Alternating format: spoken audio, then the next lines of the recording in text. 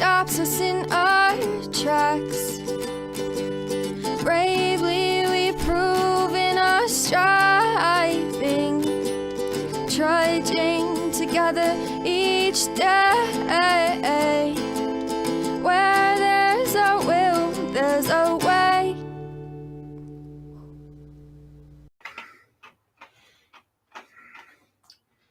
Good afternoon.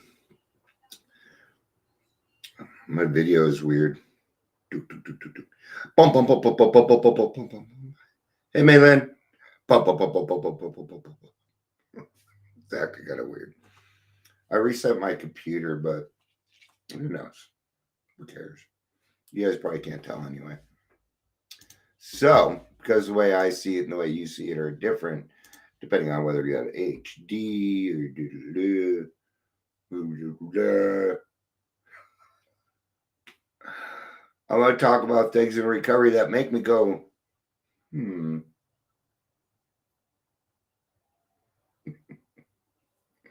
If I would have done this topic a year ago, it would have been things in recovery that make me go, what the fuck? That's actually what it was going to be. I decided to change it because, people, right? People. And I do have a couple things written down. I'm waiting. I'm seeing if other people are coming in. But I thought this was an interesting topic because there's a lot of things I hear every day, dear Lord. And it does kind of get my craw. And the reason it does is because we're dealing with other people's lives, man. Okay? We're fooling around with other people's lives. Fooling around, man. For what? For money, security, recognition. Ooh, that's the big one. Those are the two big ones: money and recognition. Those are the big ones that I see a lot of people try and utilize or to brag about. It's not. I can't brag that I have tens of thousands of followers because I don't. God doesn't want it that way. So let's go. We're at that 3-minute mark, and I don't want Maylin to have to wait or any of the rewatchers. So let's go get started. Welcome to Daily Trudge. I'm not going to be yelling, but I will be swearing a lot. If you're here, please stay low.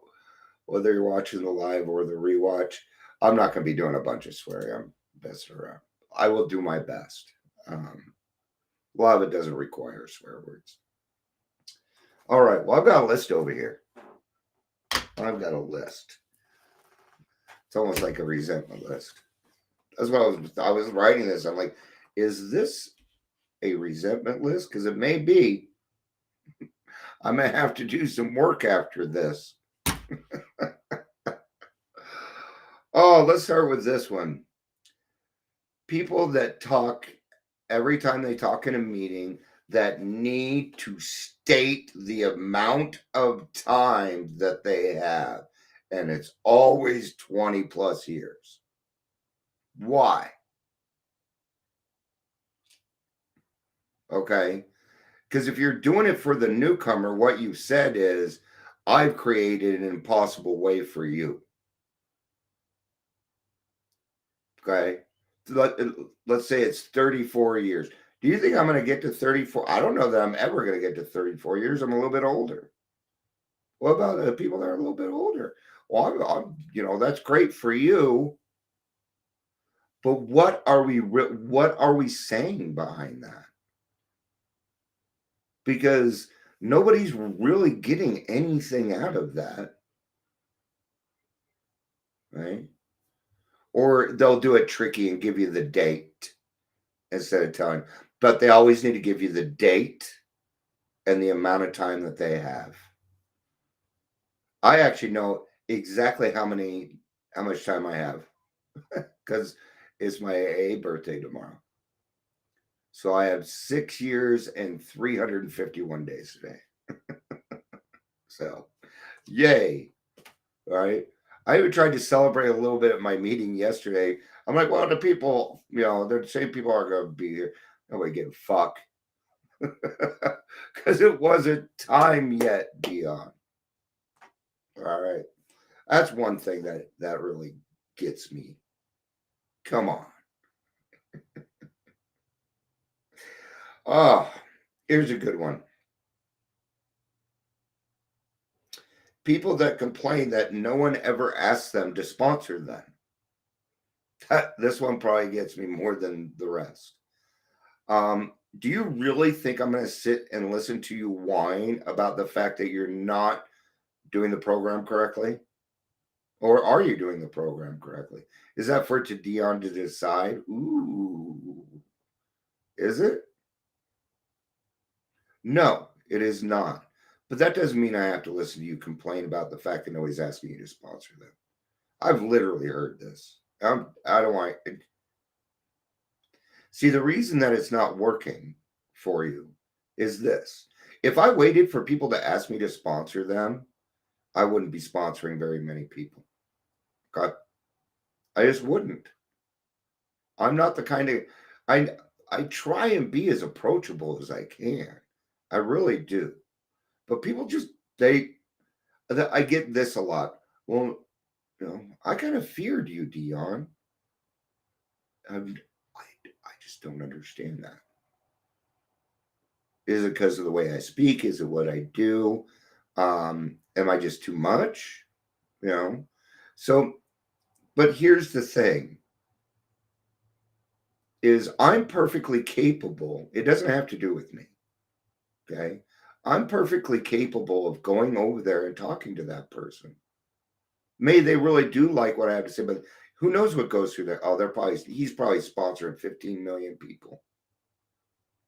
It's kind of like the pretty girl never gets asked out. Right? And some of the things that I'm going over here, I'm going to let you know. I'm going to let you know right now that there is still a little part of me that is upset that I wasn't allowed to participate. I felt like that was unfair. Right? I'm no longer angry about it, but I'll let you know that feeling's still there. See, these things don't go away. It doesn't happen like that. All right. So my answer to that would be then go out and find a sponsee. I'm more than happy to sit down with you and read chapter working with others. And we can figure out how to do that for you. Well, I don't really feel comfortable just walking into a hospital. It doesn't bother me. I'll go with you. I'd be happy to go with you. Right? So we're supposed to pick our sponsees. Okay. Sober Livings. This one's going to be a little bit longer. Sober Livings, I'm going to start out. Sober Livings have their place. Because I have met a few people that have been through sober living and it worked very, very well for them. Okay. And whoa!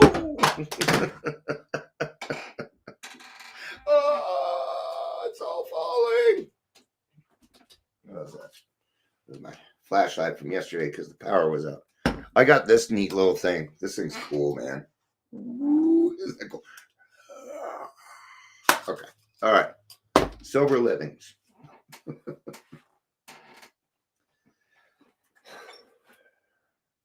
In Colorado, there are 329 sober livings currently, or at least that's the latest update.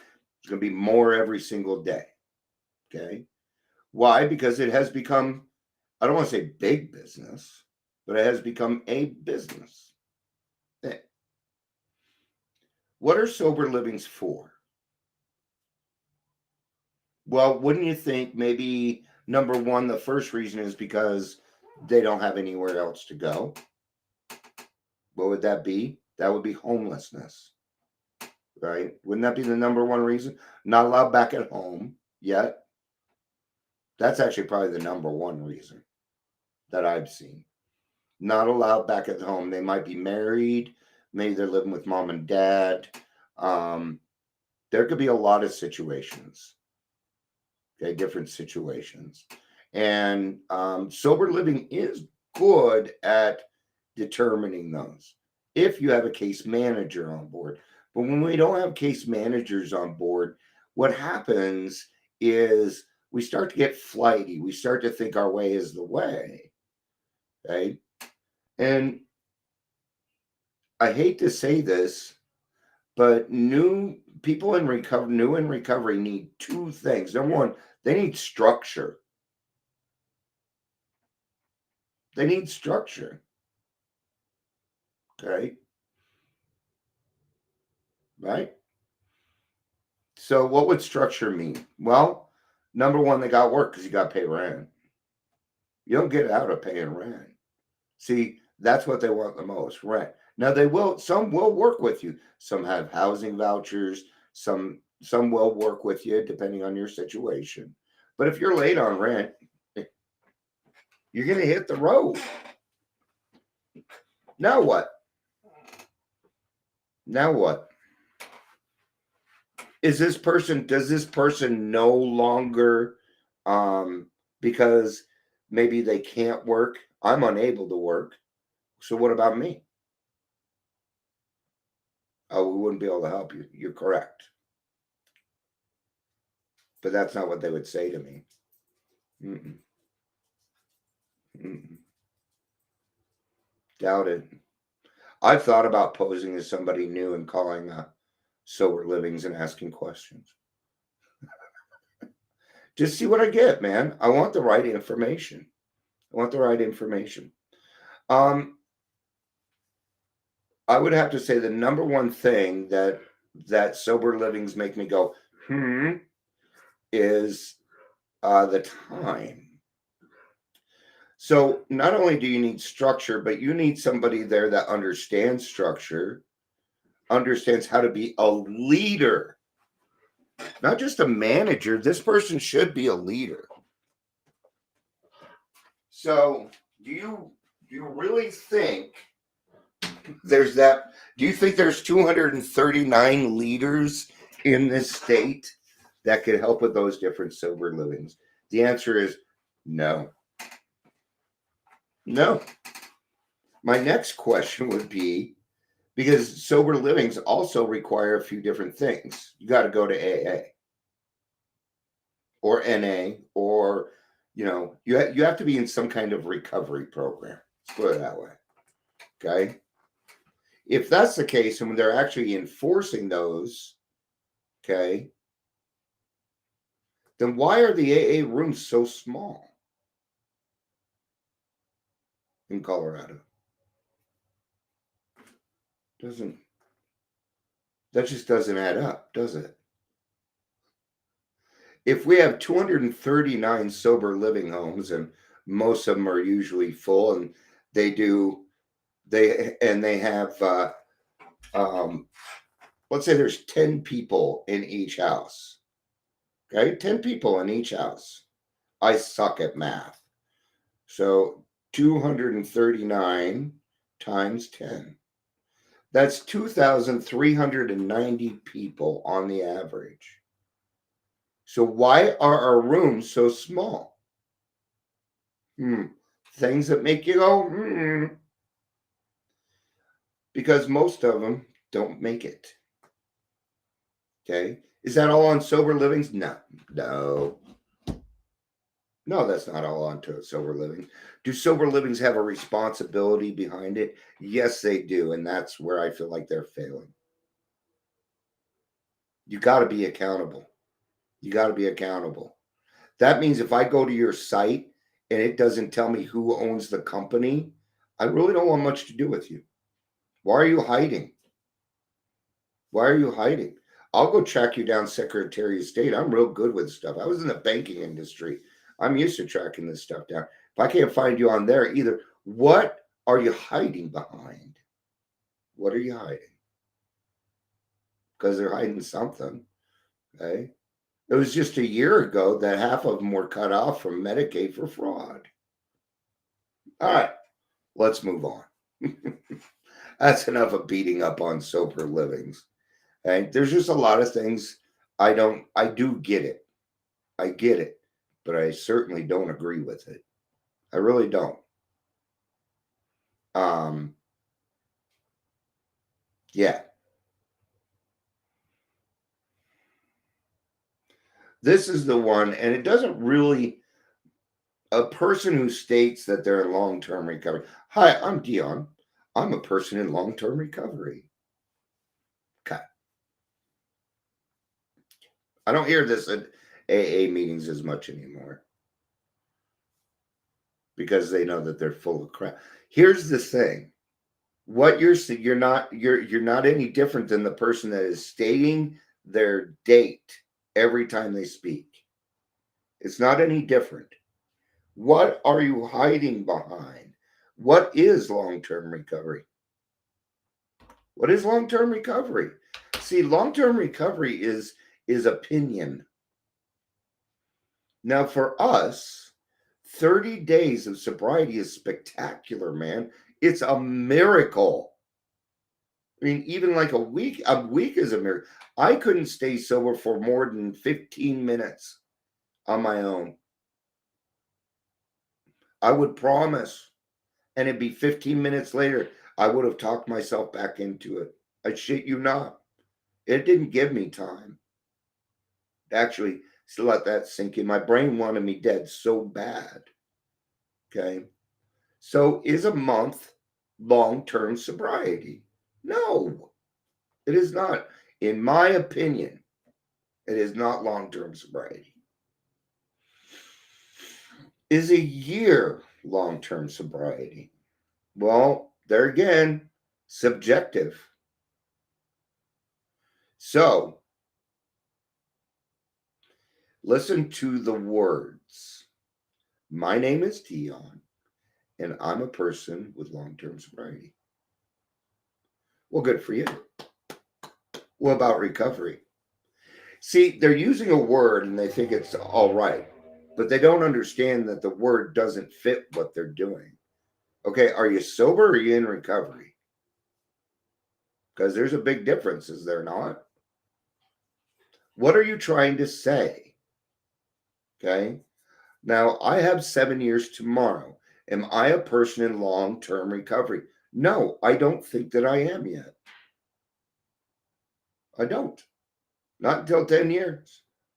That's when I consider long-term recovery. 10 years. 10 plus years. Oh my God, it's so long. Not really. In the scheme of things, no, it's not.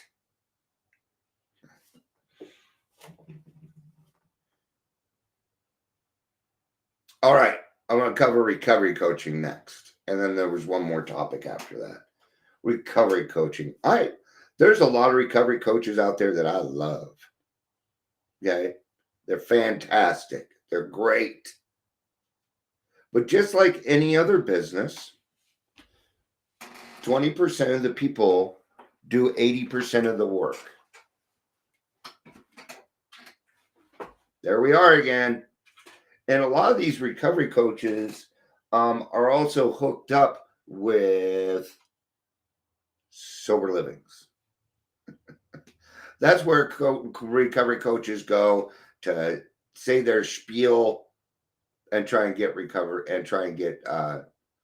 clients. Let's use the right words, clients. That's what that would be. Is a professional. Remember, I talked about this just this morning, how there's the difference between the professionalism. And I have no problem with a recovery coach being a professional, being able to take insurance and provide resources.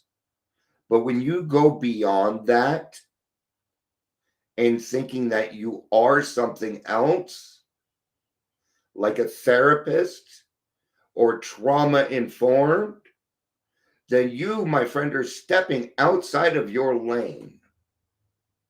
And in this situation, it is not legal. Well, actually, it is. And that's the problem. Just like anything else, we need structure. Structure. So it isn't really even the recovery coaches, it's the people that are training them. It's the people that are backing them and saying, oh, yeah, 3 months is long term sobriety. So let's go ahead and get you a recovery coach license and you could be the manager of this sober living. Do you see how this works now? Things that make me go,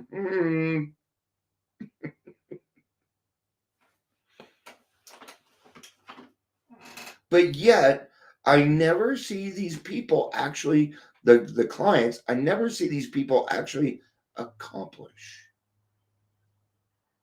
So, recovery coaches, sober livings, I want to know your fucking success rate. That's what I want to know. I think that's the first time I swore. I told you I wasn't going to be yelling during this stuff. That's usually when it comes out, right? When I get passionate, I really start swearing. That's where I need to really watch it. But do you see that? Do you see that now? So why are they not making it in? Right? It's called body brokering. There's a bunch of recovery coaches out there body brokering. They don't even know it. Oh, they had another slip. Well, it probably didn't help that there was heroin in the house. Right? These places are riddled with drugs. Another thing that I'd like to say about sober living, just real quick.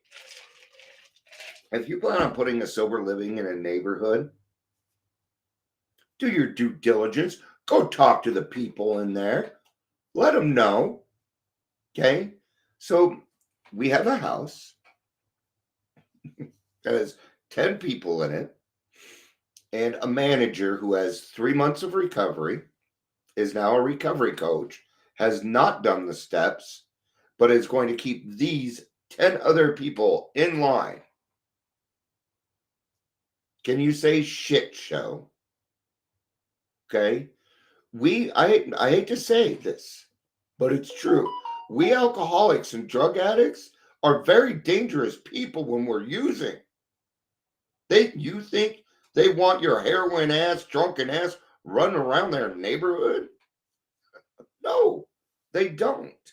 And if we're going to go in and do that, then we need to respect everybody in that neighborhood. I think that every sober living should probably go around and clean up their damn neighborhood. Put something back into the community. Do something for your own neighborhood. Heck, you have the manpower, you have everything that you need, but you don't utilize it. So I hope it says that nobody's listening. I hope that's not the case. So, all right, I'm going to end with toxic positivity. This one drives me nuts. Where people tell you, well, you're just not being positive. You know, and they try and tackle every problem that comes along with positivity. Ooh, I can have a free COVID test.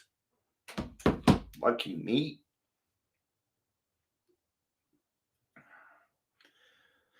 And toxic positivity is all around.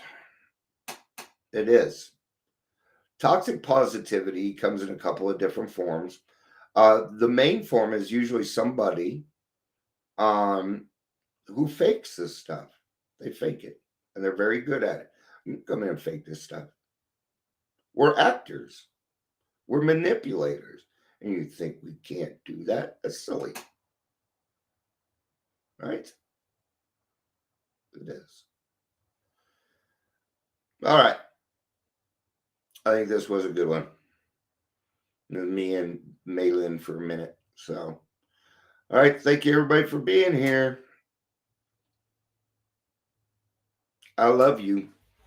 Peace out and have a day.